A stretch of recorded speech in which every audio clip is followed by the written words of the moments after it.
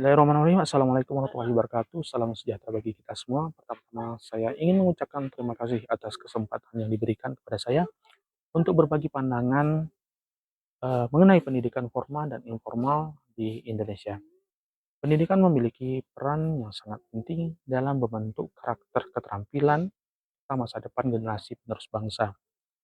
Pada kesempatan kali ini saya akan membahas perbandingan, manfaat, dan tantangan dari pendidikan formal dan informal, serta bagaimana kita sebagai pendidik dapat mengintegrasikan unsur pendidikan informal ke dalam kurikulum formal guna meningkatkan keterampilan sosial, kreativitas, dan penerapan ilmu dalam kehidupan sehari-hari siswa. Eh, Baik, yang pertama perbandingan manfaat dan tantangan pendidikan formal dan informal. Pendidikan formal adalah sistem pendidikan yang struktur, memiliki kurikulum yang jelas, serta diakui secara resmi melalui sertifikat atau ijazah. Manfaat utama pendidikan formal meliputi pembelajaran yang sistematis dan bertahap dari pendidikan dasar hingga perguruan tinggi, mendukung perkembangan kognitif, efektif, dan psikomotor siswa, memberikan pengakuan akademik yang diperlukan untuk melanjutkan pendidikan ke jenjang lebih tinggi atau memasuki dunia kerja.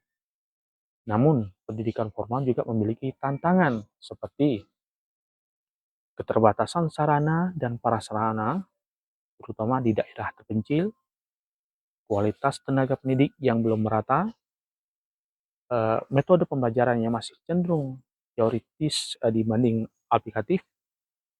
Di sisi lain, pendidikan informal yang terjadi dalam keluarga dan lingkungan sosial memiliki manfaat yang tidak kalah penting, di antaranya memberikan pembelajaran yang lebih fleksibel dan berbasis pengalaman, berperan besar dalam pembentukan karakter dan keterampilan sosial siswa, mendorong kreativitas dan pengembangan keterampilan praktis. Namun, tantangan pendidikan informal juga cukup besar. Misalnya, orang tua seringkali tidak memiliki kesiapan yang cukup dalam mendidik anak di rumah. Kurangnya sinergi antara pendidikan informal di keluarga dengan pendidikan formal di sekolah. Yang kedua, integrasi pendidikan informal dalam kurikulum formal. Sebagai seorang guru pendidikan dasar, saya melihat bahwa integrasi elemen pendidikan informal ke dalam kurikulum formal dapat membantu meningkatkan keterampilan sosial, kreativitas, serta penerapan ilmu dalam kehidupan sehari-hari. Ada beberapa cara yang dapat diterapkan. Eh, Pertama, metode pembelajaran kontekstual, yaitu menghubungkan materi pembelajaran dengan kehidupan sehari-hari siswa. Mungkin misal dalam pembelajaran matematika, siswa dapat belajar konsep ekonomi melalui simulasi jual beli di lingkungan sekitar.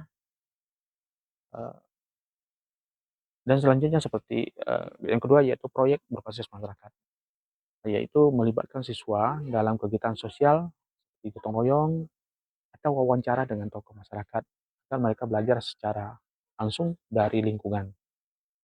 Ketiga, kolaborasi dengan orang tua, yaitu mengadakan program orang tua mengajar, di mana orang tua dapat berbagi pengalaman atau keahlian mereka dengan siswa di kelas.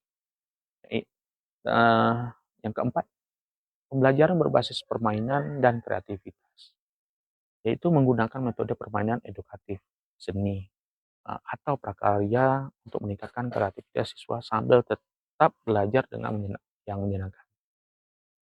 Jadi kesimpulannya adalah pendidikan formal dan informal memiliki peran yang saling melengkapi dalam membentuk karakter dan keterampilan siswa.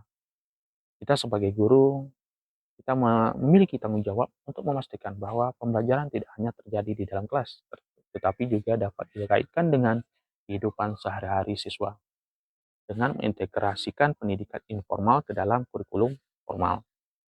Kita dapat menciptakan proses pembelajaran yang lebih menyenangkan, aplikatif, dan bermakna bagi siswa.